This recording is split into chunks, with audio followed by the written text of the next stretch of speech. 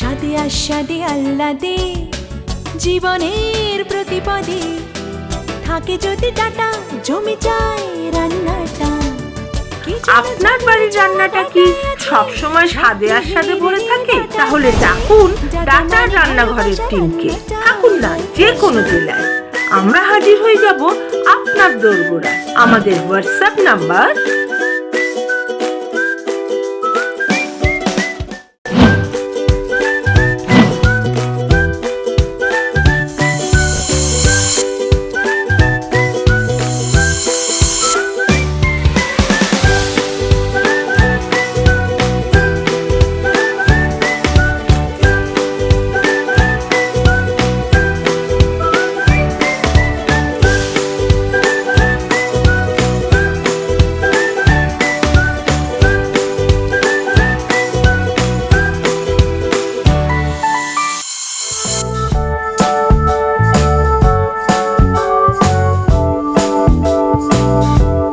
নমস্কার, আমি সুহেলি লালা।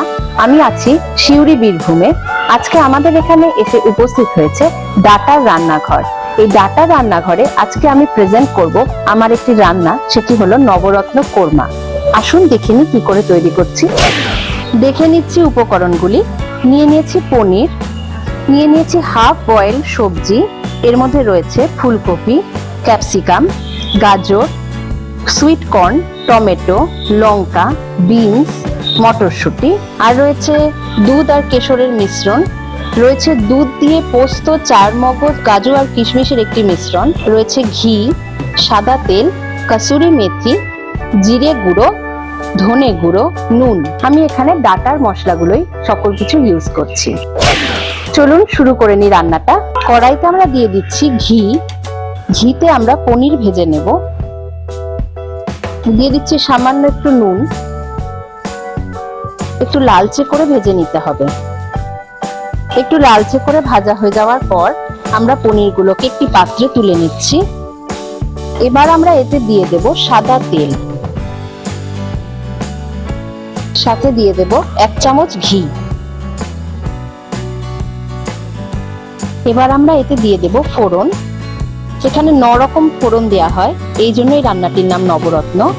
9 রকমের মধ্যে রয়েছে তেজপাতা, শুকনো লঙ্কা, দারচিনি, গোলমরিচ, এলাচ, বড় এলাচ, হিং আর শাহি জিরে, লবঙ্গ। যখন হালকা গন্ধ ছাড়তে শুরু করবে ফোড়নগুলোর, তখন আমরা এই হাফ বয়েল সবজিগুলো এখানে দিয়ে দেব।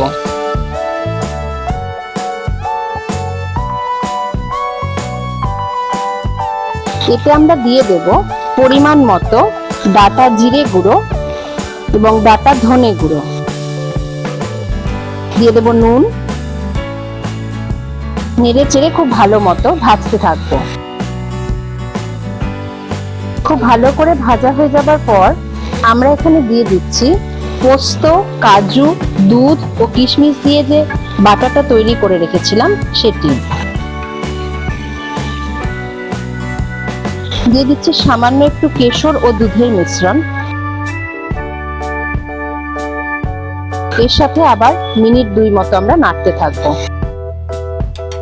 এবার আমরা দিয়ে দেব উষ্ণ জল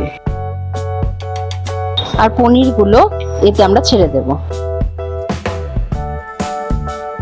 এবার আমরা ঢাকা দিয়ে দেব এবং কিছুক্ষণ ফুটতে দেব। ঢাকা তুলে দেখে নিচ্ছি নবরত্ন কোরমা প্রস্তুত হয়ে গেছে। সব শেষে আমরা এতে দিয়ে দেব কাসুরি মেথি। ডাটার এই কাসুরি মেথিটা খুবই ভালো, আপনারাও ট্রাই করতে পারেন। আমি সবসময় এটা রান্নায় দেওয়ার জন্য প্রেফার করি। এবার এটি পরিবেশন করা যেতে পারে। ফ্লেম অফ করে দিচ্ছি। নবরত্ন কোরমা প্রস্তুত হয়ে গেছে। তুলে নিচ্ছি অন্য একটি পাত্রে।